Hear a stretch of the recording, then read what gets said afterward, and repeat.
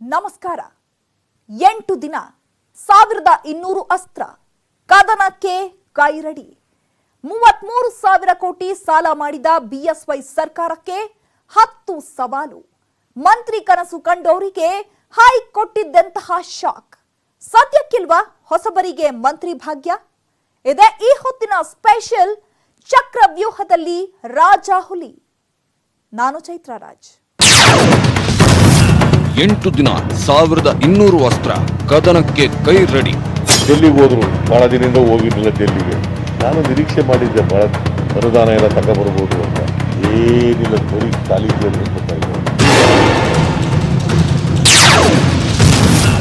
33,000 ಕೋಟಿ ಸಾಲ, ಬಿಎಸ್ವೈಗೆ 10 ಸವಾಲು. 20 ಲಕ್ಷ ಕೋಟಿ ರೂಪಾಯಿಯನ್ನ ಏನು ಪ್ರೈಮ್ ಮಿನಿಸ್ಟರ್ ಅನೌನ್ಸ್ಮೆಂಟ್ ಮಾಡಿದ್ರು, ನಮ್ಮ ರಾಜ್ಯಕ್ಕೆ ಏನು ಅನುಕೂಲ ಆಗಿದೆ, ಯಾರಿಗ ಅನುಕೂಲ ಆಗಿದೆ, ಸೊ ಯಾರು ಕೊಟ್ಟಿದ್ದಾರೆ, ಯಾವ ಬ್ಯಾಂಕ್ ಅವ್ರು ಯಾರು ಕೊಟ್ಟಿದ್ದಾರೆ, ಏನು ಕಂಡೀಷನ್ ಹಾಕಿದ್ದಾರೆ, ಯಾರಿಗೆ ಇದರಿಂದ ಲಾಭ ಆಗಿದೆ. ಮಂತ್ರಿ ಕನಸು ಕಂಡೋರಿಗೆ ಹೈ ಕೊಟ್ಟಿದ್ದಂಥ ಚಮಕ್. ರಾಜೀನಾಮೆ ಕೊಟ್ಟು ಚುನಾವಣೆಯಲ್ಲೂ ಕೂಡ ನಾನು ಸೋತಿದ್ದೇನೆ. ಇದೆಲ್ಲ ನನಗೆ ಬೇಸರ ಇದೆ. ಅದರಿಂದಲೇ ಅವರು ಕೂಡ ನಮಗೆ ಭರವಸೆ ಕೊಟ್ಟಿದ್ದಾರೆ ಮಾಡ್ತೀವಿ ಅಂತ. ಆ ಭರವಸೆ ನನಗಿದೆ. ಸ್ಥಾನಮಾನ ಕೊಡುವಂಥವ್ರು ಮುಖ್ಯಮಂತ್ರಿ, ಯಾರು ಅಲ್ಲ. ಯಾರಿಗೆ ಅವಕಾಶ ಮಾಡಿಕೊಡು. ನಿಮ್ಮ ಒತ್ತಡ ಇಲ್ವಾ? ಅಲ್ಲ, ಒತ್ತಡಕ್ಕೆಲ್ಲ ಆಗಲ್ಲ ಮಂತ್ರಿ. ನಾವು ಅಧಿವೇಶನಕ್ಕೆ ಯಾಕಂದರೆ ಮಂತ್ರಿ ಆಗಿದ್ದಂಥವರು ಅಧಿವೇಶನಕ್ಕೆ ಮುಂಚೆ ನಮ್ಮನ್ನು ತಾವು ಮಾತು ಕೊಟ್ಟಂತೆ ಮಾಡಿ ಅಂತಕ್ಕಂಥ ಮನವಿಯನ್ನು ಮಾಡಿದ್ದೀವಿ. ಅದಂತೆ ಅವರು ಒಪ್ಪಿಕೊಂಡಿದ್ದಾರೆ. ಬಿಹಾರ ಎಲೆಕ್ಷನ್ ಮುಗಿದ ಬೆನ್ನಲ್ಲೇ ಕಾದಿದೆಯಾ ಬಿಗ್ ಶಾಕ್. ಸಿಎಂ ಕುರ್ಚಿ ಏರಿದ್ದಲ್ಲಿಂದ ಬಿಎಸ್ವೈ ಸವಾಲಿನ ಮೇಲೆ ಸವಾಲು ಎದುರಾಗ್ತಿದೆ. ಟೆನ್ಷನ್ ಮೇಲೆ ಟೆನ್ಷನ್ ಹೆಚ್ಚಾಗ್ತಿದೆ. ಮೈತ್ರಿ ಸರ್ಕಾರ ಬಿದ್ದು ಸಿಎಂ ಪಟ್ಟ ಏರಿದ ತಕ್ಷಣ ಉತ್ತರ ಕರ್ನಾಟಕ ಪ್ರವಾಹದ ಸವಾಲು ಎದುರಾಯಿತು. ಅನಂತರ ಕೊರೋನಾ ಮಹಾಮಾರಿಯ ಅಬ್ಬರ ಶುರುವಾಯಿತು. ಮತ್ತೆ ರಾಜ್ಯದಲ್ಲಿ ಪ್ರವಾಹದ ಆರ್ಭಟ ಆರಂಭವಾಯಿತು. ಹೀಗೆ ಒಂದಲ್ಲ ಒಂದು ಸಂಕಷ್ಟ ಬೆನ್ನಿಗೆ ಜೋತು ಬಿದ್ದ ಬೇತಾಳದಂತೆ ಬಿಎಸ್ವೈರನ್ನ ಕಾಡ್ತಿದೆ. ಇದೀಗ ಸಾಲದ್ದು ಎಂಬಂತೆ ಕುರ್ಚಿ ಕಾದಾಟ ಶುರುವಾಗಿದೆ.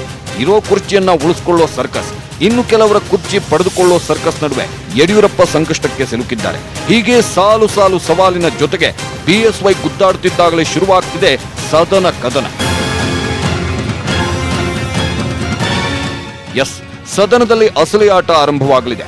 ಸರ್ಕಾರದ ವಿರುದ್ಧ ಸಮರಕ್ಕೆ ಕಾಂಗ್ರೆಸ್ ಸಜ್ಜಾಗಿದ್ರೆ ಜೆಡಿಎಸ್ ಸೈಲೆಂಟ್ ಆಗಿ ರಣತಂತ್ರ ಹೆಣೆದಿರುವುದು ಸಾಕಷ್ಟು ಕುತೂಹಲಕ್ಕೆ ಕಾರಣವಾಗಿದೆ.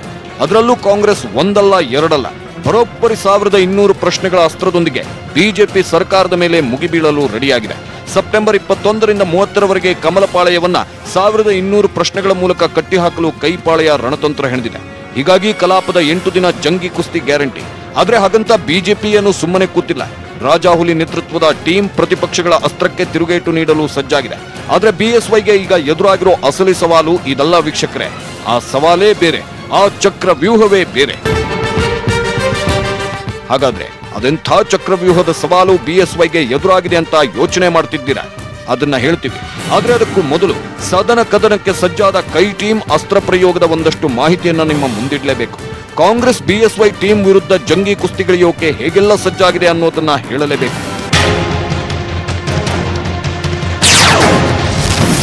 ಕೊರೋನಾ ಕಾರ್ಮೋಡದ ನಡುವೆ ಬಿಎಸ್ವೈಗೆ ಅಗ್ನಿ ಪರೀಕ್ಷೆ. 8 ದಿನ ಕಲಾಪ, ಇಕ್ಕಟ್ಟಿಗೆ ಸಿಲುಕುತ್ತಾ ಬಿಎಸ್ವೈ ಪಡೆ. ರಾಜ್ಯದಲ್ಲಿ ಕೊರೋನಾ ಅಟ್ಟಹಾಸ ಕೈಮೀರಿದೆ. ಭೀಕರವಾಗಿ ವೈರಸ್ ಆವರಿಸಿಕೊಂಡಿದೆ. ಸೋಂಕು 5 ಲಕ್ಷದ ಗಡಿದಾಟಿ ಮುನ್ನುಗ್ಗುತ್ತಿದೆ. ಕೊರೋನಾ ಕಂಟ್ರೋಲ್ ಮಾಡುವಲ್ಲಿ ಸರ್ಕಾರ ಎಡವಿದೆ ಅನ್ನೋ ಆರೋಪ ಹೆಚ್ಚಾಗ್ತಿದೆ. ಇಂತಹ ಕೊರೋನಾ ಕಾರ್ಮೋಡ ನಡುವೆಯೇ ಬಿಎಸ್ವೈ ಸರ್ಕಾರ ಅಧಿವೇಶನ ಎಂಬ ಅಗ್ನಿ ಪರೀಕ್ಷೆ ಎದುರಿಸುತ್ತಿದೆ. 10 ದಿನಗಳ ಅಧಿವೇಶನದಲ್ಲಿ 8 ದಿನ ಕಲಾಪ ನಡೆಯಲಿದ್ದು ಪ್ರತಿಪಕ್ಷಗಳ ಪ್ರಶ್ನೆಗಳಿಗೆ ಖಡಕ್ ಉತ್ತರ ಕೊಡುವ ಸವಾಲು ಬಿಎಸ್ವೈ ಟೀಮ್ ಎದುರಿಗಿದೆ. ಆಡಳಿತ ವಿಪಕ್ಷಗಳ ನಡುವಿನ ಸಿಡಿಲಬ್ಬರದ ವಾದ ಪ್ರತಿವಾದದ ನಡುವೆಯೂ ಮಹತ್ವದ ಮಸೂದೆಗಳು, ಸುಗ್ರೀವಾಜ್ಞೆಗಳಿಗೆ ಬಿಎಸ್ವೈ ಸರ್ಕಾರ ಒಪ್ಪಿಗೆ ಪಡೆಯೋದು ಮಹಾ ಸವಾಲಾಗಿದೆ. ಯಡಿಯೂರಪ್ಪ ಸರ್ಕಾರವನ್ನ ಇಕ್ಕಟ್ಟಿಗೆ ಸಿಲುಕಿಸೋಕೆ ಸಜ್ಜಾಗಿರೋ ಪ್ರತಿಪಕ್ಷಗಳ ಬತ್ತಳಿಕೆಯಲ್ಲಿ 10 ಅಸ್ತ್ರಗಳು ಸೇರ್ಕೊಂಡಿದ್ದು ಸಿಎಂ ಲೆಕ್ಕ ಕೊಡಿ ಅನ್ನೋ ಸಿದ್ದು ಸಮರ, ಉತ್ತರಿಸಿ ಬಿಜೆಪಿ ಅನ್ನೋ ಡಿಕೆಶಿ ಡಿಮಾಂಡ್, ಸದನದಲ್ಲೇ ಪ್ರಶ್ನೆ ಹಾಕ್ತೀವಿ ಅಂತಿದ್ದ ಕುಮಾರಸ್ವಾಮಿ ಮಾತುಗಳು ಕಲಾಪದಲ್ಲಿ ಕಮಲವನ್ನ ಇಕ್ಕಟ್ಟಿಗೆ ಸಿಲುಕಿಸುವ ಸಾಧ್ಯತೆ ಇದೆ. ಪ್ರಮುಖವಾಗಿ ಕಲಾಪದ ವೇಳೆ ಬಿಎಸ್ವೈ ಟೀಮ್ಗೆ 10 ಸವಾಲುಗಳು ಎದುರಾಗುವ ಸಾಧ್ಯತೆ ಇದೆ. ಪ್ರಮುಖವಾಗಿ ಕೊರೋನಾ ಪರಿಕರಣಗಳ ಖರೀದಿ ಹಗರಣದ ಆರೋಪ, ಕೊರೋನಾ ಬಾಧಿತರಿಗೆ ಪರಿಹಾರ ಹಂಚಿಕೆ, ಭೂ ಸುಧಾರಣೆ, ಎಪಿಎಂಸಿ, ಕಾರ್ಮಿಕ ಕಾಯ್ದೆಗಳಿಗೆ ತಿದ್ದುಪಡಿ, ಡಿಜೆಹಳ್ಳಿ ಕೆಜಿಹಳ್ಳಿ ಗಲಭೆ, ಡ್ರಗ್ಸ್ ಪ್ರಕರಣ, ಹಣಕಾಸಿನ ಸ್ಥಿತಿಗತಿ, ನೆರವು, ಕೇಂದ್ರದಿಂದ ಜಿಎಸ್ಟಿ ಪರಿಹಾರ ಬಾಕಿಗೆ ಸಂಬಂಧಪಟ್ಟಂತೆ 10ಕ್ಕೂ ಹೆಚ್ಚು ಅಸ್ತ್ರಗಳ ಮೂಲಕ ಕಮಲಪಾಳ್ಯದ ವಿರುದ್ಧ ಮುಗಿಬೀಳಲು ಸಜ್ಜಾಗಿವೆ ಪ್ರತಿಪಕ್ಷ. ನೆರೆ ಸಂತ್ರಸ್ತರಿಗೆ ಸಿಗದ ಪರಿಹಾರ, ಕೊರೋನಾ ಪರಿಹಾರದಲ್ಲೂ ವ್ಯತ್ಯಯ ಸೇರಿದಂತೆ ಡಿಜೆಹಳ್ಳಿ ಕೆಜಿಹಳ್ಳಿ ಗಲಭೆ ಸದನದಲ್ಲಿ ಸಿಡಿಲಬ್ಬರದ ವಾಗ್ಚರಿಗೆ ಕಾರಣವಾಗುವ ಸಾಧ್ಯತೆ ಇದೆ. ಪ್ರತಿಪಕ್ಷಗಳ ಈ ಎಲ್ಲ ಅಂಶಗಳನ್ನು ಒಳಗೊಂಡ 1200 ಪ್ರಶ್ನೆಗಳಿಗೆ ಬಿಎಸ್ವೈ ದಾಖಲೆ ಸಹಿತ ವಿವರಣೆ ನೀಡುವ ಸವಾಲು ಎದುರಾಗಿದೆ. ಇನ್ನು ಬಿಜೆಪಿ ಅಧಿಕಾರಕ್ಕೆ ಬಂದ ಬಳಿಕ ಸರ್ಕಾರದ ಬಳಿ ಹಣವಿಲ್ಲ, ಖಾಲಿ ಖಜಾನೆ ಸರ್ಕಾರ ಅನ್ನೋ ಟೀಕೆ ಮಾತುಗಳು ಆಗಾಗ್ಗೆ ಕೇಳಿ ಬರ್ತಾ ಇತ್ತು. ಸ್ವತಃ ಬಿಜೆಪಿಯ ಕೆಲ ನಾಯಕರೇ ಸರ್ಕಾರದಲ್ಲಿ ದುಡ್ಡಿಲ್ಲ ಅಂತ ಬಹಿರಂಗವಾಗಿ ಹೇಳಿಕೆ ಕೊಟ್ಟಿದ್ದೂ ಇದೆ. ಒಂದೆರಡು ಬಾರಿ ಯಡಿಯೂರಪ್ಪ ಕೂಡ ಖಾಲಿ ಖಜಾನೆ ಬಗ್ಗೆ ಬಹಿರಂಗವಾಗಿ ಮಾತಾಡಿದ್ರು. ಇದೆಲ್ಲದರ ನಡುವೆ ಇದೀಗ ಬಿಎಸ್ವೈ ಸರ್ಕಾರ 33,000 ಕೋಟಿ ಸಾಲಕ್ಕೆ ಸಚಿವ ಸಂಪುಟದಲ್ಲಿ ಅನುಮೋದನೆ ಪಡೆದಿದೆ.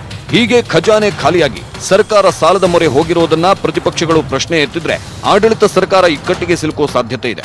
ಮುಖ್ಯವಾಗಿ ಕೇಂದ್ರದಲ್ಲಿ ಜಿಎಸ್ಟಿ ಪರಿಹಾರ ಮತ್ತು ಅನುದಾನಗಳನ್ನು ತರುವಲ್ಲಿ ರಾಜ್ಯ ಸರ್ಕಾರಕ್ಕೆ ಆಗಿರೋ ಹಿನ್ನಡೆ ಪ್ರತಿಪಕ್ಷಗಳ ಪಾಲಿಗೆ ಪ್ರಮುಖ ಅಸ್ತ್ರವಾಗಲಿದೆ. ಹೀಗೆ ಕೈಪಡೆ ಸರ್ಕಾರದ ವೈಫಲ್ಯವನ್ನ ಎತ್ತಿ ತೋರಿಸಲು ರಣನೀತಿಯೊಂದಿಗೆ ಸಜ್ಜಾಗಿದೆ. ಈ ಕಡೆ ಬಿಎಸ್ವೈ ಪಡೆ ದಾಖಲೆ ಸಮೇತ ಉತ್ತರಿಸಲು ಸಿದ್ಧತೆ ಮಾಡಿಕೊಳ್ಳುತ್ತಿದೆ.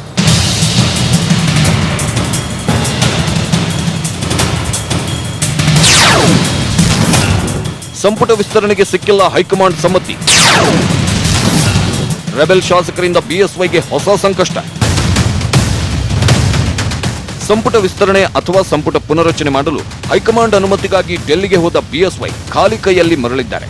ಪ್ರಧಾನಿ ಮೋದಿ, ಬಿಜೆಪಿ ರಾಷ್ಟ್ರಾಧ್ಯಕ್ಷ ಜೆಪಿ ನಡ್ಡಾರನ್ನ ಭೇಟಿಯಾದ್ರೂ ಸಂಪುಟ ವಿಸ್ತರಣೆಗೆ ಅನುಮತಿ ಸಿಕ್ಕಿಲ್ಲ. ಕೇಂದ್ರದ 8 ಮಂತ್ರಿಗಳನ್ನ ಭೇಟಿಯಾಗಿದ್ರು ಬೆಂಗಳೂರಿಗೆ ಬಂದಾಗ ಯಡಿಯೂರಪ್ಪ ಖಾಲಿ ಕೈಯಲ್ಲೇ ಬಂದಿದ್ದಾರೆ ಅಂತ ಪ್ರತಿಪಕ್ಷಗಳು ಟೀಕಿಸುತ್ತಿವೆ. ಮಗದೊಂದು ಕಡೆ ಬಿಎಸ್ವೈ ಹೋಗಿ ಬರುವುದನ್ನ ಜಾತಕ ಪಕ್ಷಿಯಂತೆ ಕಾಯ್ತಿದ್ದ ಸಚಿವಾಕಾಂಕ್ಷಿಗಳಿಗೂ ಭಾರೀ ನಿರಾಸೆಯಾಗಿದೆ. ವಿಧಾನಮಂಡಲದ ಅಧಿವೇಶನಕ್ಕೆ ಮಂತ್ರಿಯಾಗೇ ಕಾಲಿಡ್ತೀವಿ ಅಂದ್ಕೊಂಡಿದ್ದವರಿಗೆ ಭ್ರಮ ನಿರಸನವಾಗಿದೆ.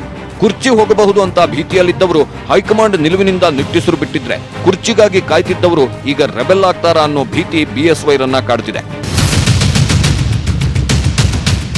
ರಾಜೀನಾಮೆ ಕೊಟ್ಟು ಚುನಾವಣೆಯಲ್ಲೂ ಕೂಡ ನಾನು ಸೋತಿದ್ದೇನೆ. ಇದೆಲ್ಲ ನನಗೆ ಬೇಸರ ಇದೆ. ನಾಳೆ ನಾಡಿದ್ದೇ ಮಾಡ್ಬೋದು ಅಥವಾ ಅಧಿವೇಶನ ಮುಗಿದ ಮೇಲೆ ಮಾಡ್ಬೋದು. ಸ್ಥಾನಮಾನ ಕೊಡುವಂಥವ್ರು ಮುಖ್ಯಮಂತ್ರಿ, ಯಾರು ಅಲ್ಲ. ತೀರ್ಮಾನ ಮಾಡ್ತಾರೆ ಆ ಪ್ರಕಾರ ಹೋಗಿ. ನಾವು ಅಧಿವೇಶನಕ್ಕೆ ಯಾಕಂದರೆ ಮಂತ್ರಿಯಾಗಿದ್ದಂಥವರು ಅಧಿವೇಶನಕ್ಕೆ ಮುಂಚೆ ನಮ್ಮನ್ನು ತಾವು ಮಾತು ಕೊಟ್ಟಂತೆ ಮಾಡಿ ಅಂತದನ್ನು ಮನವಿಯನ್ನು ಮಾಡಿದ್ದೀವಿ. ಅದಂತ ಅವರು ಒಪ್ಕೊಂಡಿದ್ದಾರೆ. ಸದ್ಯಕ್ಕೆ ಬಿಎಸ್ವೈ ಸಂಪುಟದಲ್ಲಿ ಖಾಲಿ ಇರೋದು 8 ಸ್ಥಾನ. ಆದರೆ ಆಕಾಂಕ್ಷಿಗಳು ಸಾಕಷ್ಟಿದ್ದಾರೆ. ಮೂಲ ಬಿಜೆಪಿಗರು ಒಂದಷ್ಟು ಮಂದಿ ಕುರ್ಚಿಗಾಗಿ ಕಾಯ್ತಿದ್ರೆ ಇನ್ನು ಬಿಜೆಪಿ ಸರ್ಕಾರ ರಚನೆಗೆ ಕಾರಣವಾದ ನಾಯಕರು ಮೊದಲ ರೇಸ್ನಲ್ಲಿದ್ದಾರೆ. ಅದರಲ್ಲೂ ಮಂತ್ರಿಗಿರಿ ಸಿಗದಿದ್ದಕ್ಕೆ ಹೆಚ್ಚು ವಿಶ್ವನಾಥ್ ರೆಬೆಲ್ ಆಗಿದ್ದು ಶಕ್ತಿ ಪ್ರದರ್ಶನಕ್ಕೆ ಮುಂದಾಗಿರೋದು ಬಿಎಸ್ವೈಗೆ ಹೊಸ ಟೆನ್ಷನ್ ಶುರುವಾಗುವಂತೆ ಮಾಡಿದೆ. ಹೈಕಮಾಂಡ್ ಕೂಡ ನಾವು ಕೆಲವರಿಗೆಲ್ಲ ಫೋನ್ನಲ್ಲಿ ರಿಕ್ವೆಸ್ಟ್ ಮಾಡ್ತೀವಿ, ಯಾರಿಗೆ ಮಂತ್ರಿ ಮಾಡಬೇಕು ಅಂತ ಹೈಕಮಾಂಡ್ ಮತ್ತು ಮುಖ್ಯಮಂತ್ರಿಗಳಾದಂಥ ಯಡಿಯೂರಪ್ಪ ಸೇರಿದಂಥ ವಿಚಾರ. ಅವರು ಯಾರನ್ನ ಮಂತ್ರಿ ಮಾಡ್ಬಿಟ್ಟು ನಾವು ಕೇಳ್ತೀವಿ, ನಮ್ಮ ಅನುಭವವನ್ನು ತಾವು ಉಪಯೋಗ ಮಾಡಿಕೊಳ್ಳಿ ಅಂತ ವಿನಂತಿ ಮಾಡಿದ್ವಿ. ಅದು ಅವ್ರಿಗೆ ಬಿಟ್ಟಂತ ವಿಚಾರ. ಮಂತ್ರಿಗಿರಿ ಸಿಗದಿದ್ದಕ್ಕೆ ಹಳ್ಳಿ ಹಕ್ಕಿ ರೆಬೆಲ್, ಶಕ್ತಿ ಪ್ರದರ್ಶನಕ್ಕೆ ಮುಂದಾಗ್ತಾರಾ ವಿಶ್ವನಾಥ್? ಮಂತ್ರಿಗಿರಿ ಸಿಗದಿದ್ದಕ್ಕೆ ಹೆಚ್ಚು ವಿಶ್ವನಾಥ್ ರೆಬೆಲ್ ಆಗಿದ್ದಾರೆ. ಈಗಾಗಲೇ ಬಿಎಸ್ವೈ ಡೆಲ್ಲಿಗೆ ಹೋಗ್ತಿದ್ದಂತೆ ತಾವು ಡೆಲ್ಲಿಗೆ ಹಾರಿದ್ದ ವಿಶ್ವನಾಥ್ ಸಚಿವ ಸ್ಥಾನ ಸಿಕ್ಕೇ ಸಿಗುತ್ತೆ ಅನ್ನೋ ವಿಶ್ವಾಸವನ್ನು ವ್ಯಕ್ತಪಡಿಸಿದ್ರು. ಆದ್ರೆ ಈಗ ವಿಶ್ವನಾಥ್ಗೆ ಸಿಎಂ ಬಿಎಸ್ವೈ ನಿಮ್ಮನ್ನ ಎಂಎಲ್ಸಿ ಮಾಡಿದ್ದೇ ಹೆಚ್ಚು, ಸಚಿವ ಸ್ಥಾನ ಇಲ್ಲ ಅಂತ ಖಡಕ್ ಆಗಿ ಹೇಳಿದ್ದಾರೆ ಎನ್ನಲಾಗಿದೆ. ಈ ಹಿಂದೆಯೇ ಉಪಚುನಾವಣೆ ವೇಳೆ ಬಿಎಸ್ವೈ ಹೆಚ್ಚು ವಿಶ್ವನಾಥ್ಗೆ ಕಣಕ್ಕಿಳಿಯದಂತೆ ಸಲಹೆ ಕೊಟ್ಟಿದ್ರು. ಚುನಾವಣೆಗೆ ನಿಲ್ಬೇಡಿ, ನಿಮ್ಮನ್ನ ಎಂಎಲ್ಸಿ ಮಾಡಿ ಸಚಿವ ಸ್ಥಾನ ಕೊಡ್ತೀವಿ ಅಂತ ಬಿಎಸ್ವೈ ಭರವಸೆಯನ್ನು ನೀಡಿದ್ರು. ಆದ್ರೆ ಎಚ್ ವಿಶ್ವನಾಥ್ ನಾನು ಗೆದ್ದೇ ಗೆಲ್ತೀನಿ ಅನ್ನೋ ವಿಶ್ವಾಸದಿಂದ ಅಖಾಡಕ್ಕಿಳಿದು ಸೋತಿದ್ದಾರೆ. ಇದೀಗ ಎಂಎಲ್ಸಿ ಆಗಿರೋ ವಿಶ್ವನಾಥ್ ಸಚಿವ ಸ್ಥಾನಕ್ಕಾಗಿ ಪಟ್ಟು ಹಿಡಿದಿದ್ದಾರೆ. ಆದ್ರೆ ಸಿಎಂ ಆರ್ ಶಂಕರ್ ಎಂಟಿಬಿಯನ್ನ ಮಾತ್ರ ಮಂತ್ರಿ ಮಾಡೋದಕ್ಕೆ ಉತ್ಸುಕರಾಗಿದ್ದಾರೆ. ಹೀಗಾಗಿ ಇದೀಗ ಹಳ್ಳಿ ಹಕ್ಕಿ ಶಕ್ತಿ ಪ್ರದರ್ಶನಕ್ಕೆ ಮುಂದಾಗಿದೆ. ನಾನೊಬ್ಬ ಮಾಸ್ ಲೀಡರ್ ಅನ್ನೋದನ್ನ ತೋರಿಸಿಕೊಳ್ಳೋದಕ್ಕಾಗಿ ಅಕ್ಟೋಬರ್ ಮೊದಲ ವಾರದಲ್ಲಿ ಕುರುಬ ಸಮಾವೇಶ ಮಾಡಲು ವಿಶ್ವನಾಥ್ ಕಸರತ್ತು ಆರಂಭಿಸಿದ್ದಾರೆ. ಈಗಾಗಲೇ 16 ಸವಾಲಿನ ಮೂಟೆ ಹೊತ್ಕೊಂಡಿರೋ ಬಿಎಸ್ವೈಗೆ ವಿಶ್ವನಾಥ್ ನಡೆ ಇನ್ನೂ ಟೆನ್ಷನ್ಗೆ ಕಾರಣವಾಗಿದೆ. ಬಿಹಾರ ಎಲೆಕ್ಷನ್ವರೆಗೂ ಸಂಪುಟ ವಿಸ್ತರಣೆ ಡೌಟ್. ಬಿಜೆಪಿಯಲ್ಲಿ ಕುರ್ಚಿಗಾಗಿ ಶುರುವಾಗುತ್ತಾ ಕಸರತ್ತು.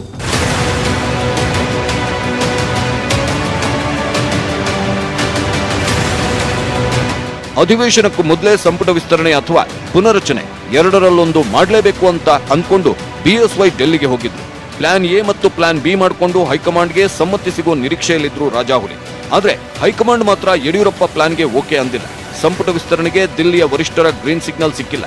ಬಿಹಾರ ಚುನಾವಣೆ ಮುಗಿಯೋವರೆಗೂ ಅಂದ್ರೆ ಅಕ್ಟೋಬರ್ ಎಂಡ್ವರೆಗೂ ಸಂಪುಟ ವಿಸ್ತರಣೆ ಬಗ್ಗೆ ಹೈಕಮಾಂಡ್ ಯಾವುದೇ ನಿರ್ಧಾರ ಕೈಗೊಳ್ಳುವ ಸಾಧ್ಯತೆ ಇಲ್ಲ ಅಂತ ಹೇಳಲಾಗ್ತಿದೆ.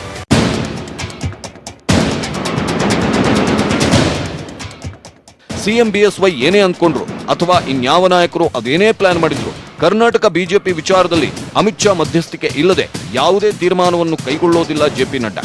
ಎಸ್, ಇದೀಗ ಬಿಎಸ್ವೈ ಸಂಪುಟ ವಿಸ್ತರಣೆಗೆ ಅನುಮತಿ ಪಡೆಯಲು ಡೆಲ್ಲಿಗೆ ಹೋಗಿ ಬರಿಗೈಲಿ ವಾಪಸ್ ಆಗೋಕ್ಕೂ ಕಾರಣ ಇದುವೇ ಅಂತ ಹೇಳಲಾಗ್ತಿದೆ. ಅಮಿತ್ ಶಾ ಅನಾರೋಗ್ಯದಿಂದ ಆಸ್ಪತ್ರೆಗೆ ದಾಖಲಾಗಿದ್ದು ಈಗಷ್ಟೇ ಬಿಡುಗಡೆಯಾಗಿ ವಿಶ್ರಾಂತಿ ಪಡೆಯುತ್ತಿದ್ದಾರೆ. ಮಗದೊಂದು ಕಡೆ ಸಂಸತ್ ಅಧಿವೇಶನವೂ ನಡೆಯುತ್ತಿದೆ, ಇನ್ನೊಂದು ಕಡೆ ಬಿಹಾರ ಚುನಾವಣೆ ಬ್ಯುಸಿಯಲ್ಲಿದೆ ದಿಲ್ಲಿ ಬಣ. ಹೀಗಿದ್ದಾಗ ಕರ್ನಾಟಕದಲ್ಲಿ ಸಂಪುಟ ವಿಸ್ತರಣೆ ವಿಚಾರವಾಗಿ ಹೈಕಮಾಂಡ್ ನಿರ್ಣಯ ತೆಗೆದುಕೊಳ್ಳೋದು ಅಷ್ಟು ಸುಲಭವಿಲ್ಲ. ಹಾಗಾಗಿಯೇ ಬಿಎಸ್ವೈ ಅಂದ್ಕೊಂಡ ಲೆಕ್ಕಾಚಾರಗಳೆಲ್ಲ ಈಗ ಉಲ್ಟಾ ಪಲ್ಟಾ ಆಗಿದೆ. ಹಾಗಾಗಿ ಅತ್ತ ಕೊಟ್ಟ ಮಾತನ್ನ ಉಳಿಸ್ಕೊಳ್ಳಿ ಎಂಬ ಆಗಿಂದಾಗಿನ ಸಚಿವಾಕಾಂಕ್ಷಿಗಳ ಟೀಕೆ, ಇತ್ತ ಒಳಗೊಳಗೆ ಏಳ್ತಿರೋ ಬಂಡಾಯ, ಡಿಸಿಎಂ ಆಕಾಂಕ್ಷಿಗಳ ಒತ್ತಡದಿಂದ ಬಿಎಸ್ವೈಗೆ ಟೆನ್ಷನ್ ಮೇಲೆ ಟೆನ್ಷನ್ ಹೆಚ್ಚಾಗ್ತಿದೆ. ಇದರ ನಡುವೆ ಅಧಿವೇಶನವೂ ಆರಂಭವಾಗ್ತಿದ್ದು ಬಿಎಸ್ವೈಗೆ ಪ್ರತಿಪಕ್ಷಗಳ ಪ್ರಶ್ನೆಗಳ ಸವಾಲನ್ನ ಸಮರ್ಥವಾಗಿ ಎದುರಿಸೋ ಟೆನ್ಷನ್ ಕೂಡ ಶುರುವಾಗಿದೆ.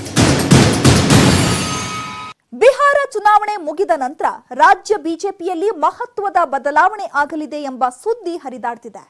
ನಾಯಕತ್ವ ಬದಲಾವಣೆ ಸದ್ದು ಜೋರಾಗ್ತಿದೆ. ಸಾಹುಕಾರ್ ಡಿಸಿಎಂ ಪಟ್ಟಕ್ಕಾಗಿ ಬಿಗಿಪಟ್ಟು ಹಿಡಿದಿರೋದು ಬಿಎಸ್ವೈಗೆ ಮತ್ತಷ್ಟು ಟೆನ್ಷನ್ ಹೆಚ್ಚಿಸಿದೆ. ಕೊಟ್ಟ ಮಾತನ್ನ ಉಳಿಸಿಕೊಳ್ಳೋಕೆ ಹರಸಾಹಸ, ಸಂಪುಟ ವಿಸ್ತರಣೆಯಾಗದೆ ಬಿಎಸ್ವೈಗೆ ಟೆನ್ಷನ್. ರಾಜ್ಯ ಬಿಜೆಪಿ ರಾಜಾಹುಲಿ ಬಿಎಸ್ವೈ ಕೊಟ್ಟ ಮಾತಿಗೆ ತಪ್ಪದ ನಾಯಕ ಅನ್ನೋದು ಎಲ್ಲರಿಗೂ ಗೊತ್ತು. ಒಂದೊಮ್ಮೆ ಬಿಎಸ್ವೈ ಮಾತು ಕೊಟ್ರು ಅಂದ್ರೆ ಅದನ್ನ ನೆರವೇರಿಸುವವರೆಗೂ ಬಿಡಲ್ಲ. ಕಾಂಗ್ರೆಸ್ ಮತ್ತು ಜೆಡಿಎಸ್ನಿಂದ ಬಿಜೆಪಿಗೆ ಬಂದಿದ್ದ ಶಾಸಕರಲ್ಲೂ ಬಹುತೇಕರಿಗೆ ಯಡಿಯೂರಪ್ಪ ಕೊಟ್ಟ ಮಾತನ್ನ ಉಳಿಸಿಕೊಂಡಿದ್ದಾರೆ. ಪಕ್ಷದೊಳಗಿನ ಭಿನ್ನಮತದ ನಡುವೆಯೂ ವಲಸಿಗರಿಗೆ ಮಣೆ ಹಾಕಿ ಮಾತು ತಪ್ಪದ ನಾಯಕ ಅಂತ ಪ್ರೂವ್ ಮಾಡಿದ್ದಾರೆ. ಆದ್ರೆ ಇದೀಗ ಅದ್ಯಾಕೋ ಯಡಿಯೂರಪ್ಪಗೆ ಕೊಟ್ಟ ಮಾತನ್ನ ಉಳಿಸಿಕೊಳ್ಳೋದೇ ಒಂದು ಹೋರಾಟದಂತಾಗಿದೆ. ಉಮೇಶ್ ಕತ್ತಿ, ಶಂಕರ್, ಎಂಟಿಬಿ ನಾಗರಾಜ್ಗೆ ಹೇಗಾದ್ರೂ ಮಂತ್ರಿ ಸ್ಥಾನ ದಕ್ಕಿಸಿಕೊಡಲೇಬೇಕೆಂಬ ಬಿಎಸ್ವೈ ಪ್ರಯತ್ನ ಹೈಕಮಾಂಡ್ನ ಅನುಮತಿ ಸಿಗದೆ ವಿಫಲವಾಗಿದೆ. ಹೀಗೆ ಯಡಿಯೂರಪ್ಪ ಈ ಟೆನ್ಷನ್ನಲ್ಲಿ ಇರಬೇಕಾದ್ರೆ ಇತ್ತ ರಮೇಶ್ ಜಾರಕಿಹೊಳಿ ಡಿಸಿಎಂ ಪಟ್ಟಕ್ಕಾಗಿ ಕಸರತ್ತು ಆರಂಭಿಸಿದ್ದಾರೆ. ಈಗಾಗಲೇ ಬಿಎಸ್ವೈ ನೇತೃತ್ವದ ಸರ್ಕಾರದಲ್ಲಿ 3 ಮಂದಿ ಡಿಸಿಎಂಗಳಿದ್ದಾರೆ. ಅಶ್ವಥ್ ನಾರಾಯಣ್, ಗೋವಿಂದ ಕಾರಜೋಳ, ಲಕ್ಷ್ಮಣ ಸವದಿ ಡಿಸಿಎಂ ಪಟ್ಟದಲ್ಲಿ ಕೂತಿದ್ದಾರೆ. ಇತ್ತ ಶ್ರೀರಾಮುಲು ಡಿಸಿಎಂಗಾಗಿ ಲಾಬಿ ನಡೆಸಿ ಬಹಿರಂಗವಾಗಿ ಎಚ್ಚರಿಸಿದ್ರು ಯಾವುದೇ ಲಾಭವಾಗದೆ ಇದೀಗ ಕೊನೆಯದಾಗಿ ದೇವರ ಮೊರೆ ಹೋಗಿದ್ದಾರೆ. ಈ ಕಡೆ ನೋಡಿದ್ರೆ ರಮೇಶ್ ಜಾರಕಿಹೊಳಿಯು ಡಿಸಿಎಂ ಕುರ್ಚಿಗಾಗಿ ಕಸರತ್ತು ಆರಂಭಿಸಿದ್ದಾರೆ. ಹಾಗಾಗಿ ಹೈಕಮಾಂಡ್ ಡಿಸಿಎಂ ವಿಚಾರದಲ್ಲಿ ಅದ್ಯಾವ ಕ್ರಮ ಕೈಗೊಳ್ಳುತ್ತೋ ಗೊತ್ತಿಲ್ಲ. ಒಟ್ಟಾರೆ ಸಿಎಂ ಕುರ್ಚಿಯಲ್ಲಿ ಕೂತ ಬಿಎಸ್ವೈಗೆ ಒಂದು ಕಡೆ ಸಚಿವ ಆಕಾಂಕ್ಷಿಗಳ ಟೆನ್ಷನ್, ಮಗದೊಂದು ಕಡೆ ಬಂಡಾಯದ ಭೀತಿ, ಇನ್ನೊಂದು ಕಡೆ ಡಿಸಿಎಂ ಕುರ್ಚಿಗಾಗಿ ಮಾಡುತ್ತಿರೋ ಸರ್ಕಸ್ ಟೆನ್ಷನ್ ಮೇಲೆ ಟೆನ್ಷನ್ ತಂದಿಡ್ತಿದೆ. ಇವೆಲ್ಲದರ ನಡುವೆ ನಾಯಕತ್ವ ಬದಲಾವಣೆ ಚರ್ಚೆ ಕೂಡ ರಾಜ್ಯ ಬಿಜೆಪಿಯಲ್ಲಿ ದಿನೇ ದಿನೇ ಜೋರಾಗ್ತಿದೆ. ಸಂಪುಟ ವಿಸ್ತರಣೆ ಜೊತೆಗೆ ನಾಯಕತ್ವ ಬದಲಾವಣೆ ವಿಷಯ ಮತ್ತೆ ಸದ್ದು ಮಾಡುತ್ತಿದೆ. ಬಿಎಸ್ವೈ ಸ್ಥಾನಕ್ಕೆ ಮತ್ತೊಬ್ಬ ನಾಯಕ ಬರ್ತಾರೆ ಅನ್ನೋ ಗುಸುಗುಸು ಜೋರಾಗಿದೆ. ದೆಹಲಿಯಲ್ಲಿ ಹೈಕಮಾಂಡ್ ಮಾಸ್ಟರ್ ಪ್ಲಾನ್ ಮಾಡಿದ್ದು ಬಿಹಾರ ಚುನಾವಣೆ ನಂತರ ಬಿಎಸ್ವೈ ಸ್ಥಾನಕ್ಕೆ ಮಗದೊಬ್ಬ ಸಮರ್ಥ ನಾಯಕನನ್ನ ತರಲಾಗುತ್ತೆ ಅನ್ನೋ ಮಾತುಗಳು ಕೇಳಿ ಬರ್ತಿದೆ. ಆದ್ರೆ ನಾಯಕತ್ವ ಬದಲಾವಣೆ ವಿಚಾರವನ್ನ ಬಿಜೆಪಿ ತಳ್ಳಿ ಹಾಕಿದೆ. ಯಡಿಯೂರಪ್ಪನವರೇ ಸಿಎಂ ಆಗಿರ್ತಾರೆ, ಇವೆಲ್ಲ ಊಹಾಪೋಹ ಅಷ್ಟೇ ಅಂತ ಹೇಳ್ತಿದ್ದಾರೆ.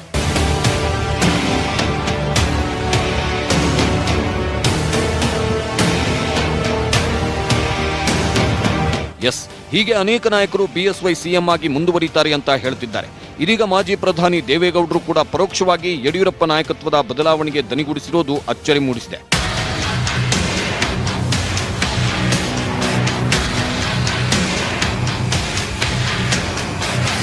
ಯಾರೇನೇ ಹೇಳಿದ್ರು ನಾಯಕತ್ವ ಬದಲಾಯಿಸುವ ಮನಸ್ಸು ಇದ್ರೂ ಬಿಎಸ್ವೈ ಕದಲಿಸೋಕೆ ಹೈಕಮಾಂಡ್ಗೂ ಭಯ ಇದೆಯಂತೆ.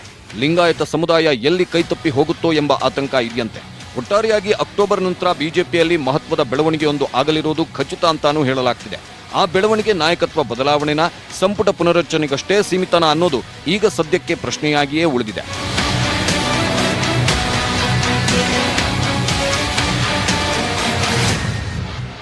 ಲೆಕ್ಕಾಚಾರವೇನು? ಆ ಕುರಿತ ಮಾಹಿತಿ ನಿಮ್ಮ ಮುಂದೆ. ಸಂಪುಟ ವಿಸ್ತರಣೆ ಅಥವಾ ಪುನರಚನೆ ಇವೆರಡೂ ಆಡಳಿತ ಸರ್ಕಾರಕ್ಕೆ ತಲೆನೋವಿನ ಕೆಲಸ. ಇರೋ ಬೆರಳೆಣಿಕೆಯ ಖಾಲಿ ಕುರ್ಚಿಗೆ 10-20 ಮಂದಿ ಟವೆಲ್ ಹಾಕಿದಾಗ ಯಾರಿಗೂ ಬೇಜಾರಾಗದಂತೆ, ಬಂಡಾಯ ಏಳದಂತೆ ಸಂಪುಟ ಹಂಚಿಕೆ ಮಾಡುವುದು ನಿಜಕ್ಕೂ ಸವಾಲಿನ ಕೆಲಸ. ಅದರಲ್ಲೂ ಸಂಪುಟ ವಿಸ್ತರಣೆ ಮಾಡಿದಾಗ ಪ್ರತಿ ಬಾರಿಯೂ ಸಮಸ್ಯೆ ತಪ್ಪಿಲ್ಲ. ಹಾಗಾಗಿಯೇ ಇದೀಗ ಹೈಕಮಾಂಡ್ ಸಂಪುಟ ವಿಸ್ತರಣೆಗೆ ಹಿಂದೇಟು ಹಾಕಿದೆ ಎನ್ನಲಾಗಿದೆ. ಒಂದು ವೇಳೆ ಈಗ ಸಂಪುಟ ವಿಸ್ತರಣೆ ಮಾಡಿದ್ರೆ ಸಚಿವ ಸ್ಥಾನ ವಂಚಿತರಾಗುವ ನಾಯಕರು ಬಂಡಾಯ ಏಳುವ ಸಾಧ್ಯತೆ ಇರುತ್ತೆ. ಇನ್ನೂ ಅಧಿವೇಶನವೂ ಇರೋದ್ರಿಂದ ಮತ್ತಷ್ಟು ಸಮಸ್ಯೆ ಉದ್ಭವಿಸಬಹುದು. ಸದ್ಯಕ್ಕೆ ಸರ್ಕಾರ ಯಾವುದೇ ತೊಂದರೆ ಇಲ್ಲ, ಸುಭದ್ರವಾಗಿದೆ. ಹೀಗಿದ್ದಾಗ ಮಂತ್ರಿಮಂಡಲವನ್ನು ವಿಸ್ತರಿಸೋದು ಅಥವಾ ಪುನರಚನೆ ಮಾಡೋ ಮೂಲಕ ನಾವಾಗೇ ಸಮಸ್ಯೆ ಮೈಮೇಲೆ ಎಳೆದುಕೊಳ್ಳೋದು ಯಾಕೆ ಅನ್ನೋದು ವರಿಷ್ಠರ ಯೋಚನೆ ಅಂತ ಹೇಳಲಾಗ್ತಿದೆ. ಹಾಗಾಗಿ ಬಿಎಸ್ವೈ ಮನವಿ ಮಾಡಿದ್ರು ಅಧಿವೇಶನ ಮುಗಿಲಿ, ಆಮೇಲೆ ನೋಡೋಣ ಅಂತ ಹೈಕಮಾಂಡ್ ಹೇಳಿದೆ ಎನ್ನಲಾಗಿದೆ. ಸದ್ಯಕ್ಕಂತೂ ಸಂಪುಟ ವಿಸ್ತರಣೆ ವಿಚಾರ ಪಕ್ಕಕ್ಕಿಟ್ಟು ಅಧಿವೇಶನದಲ್ಲಿ ಪ್ರತಿಪಕ್ಷಗಳನ್ನು ಎದುರಿಸೋಕೆ ಬಿಎಸ್ವೈ ಸಜ್ಜಾಗಿದ್ದಾರೆ. ಕೇವಲ 8 ದಿನದಲ್ಲಿ 31 ಮಸೂದೆಗಳು ಮಂಡನೆ ಆಗಲಿದ್ದು, ಇದರ ಪೈಕಿ ಭೂ ಸುಧಾರಣಾ ಕಾಯ್ದೆ ತಿದ್ದುಪಡಿ, ಎಪಿಎಂಸಿ ತಿದ್ದುಪಡಿ ಕಾಯ್ದೆ ಬಗ್ಗೆ ಸದನದಲ್ಲಿ ಚರ್ಚೆ ನಡೆಯಲಿದೆ. ಮುಖ್ಯವಾಗಿ ಈ 2 ಮಸೂದೆಗಳಿಗೆ ಕಾಂಗ್ರೆಸ್ ಜೆಡಿಎಸ್ ತೀವ್ರ ವಿರೋಧ ವ್ಯಕ್ತಪಡಿಸುವ ಸಾಧ್ಯತೆ ಇದೆ. ಇತ್ತ ಜೆಡಿಎಸ್ ನಡೆ ನಿಗೂಢವಾಗಿರುವ ಕಾರಣ ಬಿಎಸ್ವೈಗೆ ಮತ್ತಷ್ಟು ಟೆನ್ಷನ್ ಶುರುವಾಗಿದೆ. ಬಿಜೆಪಿಯಲ್ಲೇ ಬಂಡಾಯ ಬಾವುಟ, ಶಕ್ತಿ ಪ್ರದರ್ಶನದಂತಹ ನಿರ್ಧಾರಕ್ಕೆ ಕೈ ಹಾಕಿರುವ ಸಚಿವಾಕಾಂಕ್ಷಿಗಳನ್ನ ಸಮಾಧಾನ ಮಾಡುವುದೇ ಬಿಎಸ್ವೈಗೆ ಸವಾಲಾಗಿದೆ. ಒಟ್ಟಾರೆ ಸಿಎಂ ಕುರ್ಚಿ ಕೈಯಲ್ಲಿದ್ರು ಸಮಸ್ಯೆ ಸವಾಲುಗಳ ಚಕ್ರವ್ಯೂಹದಿಂದ ಯಡಿಯೂರಪ್ಪಗೆ ಮುಕ್ತಿ ಮಾತ್ರ ಸಿಗ್ತಿಲ್ಲ.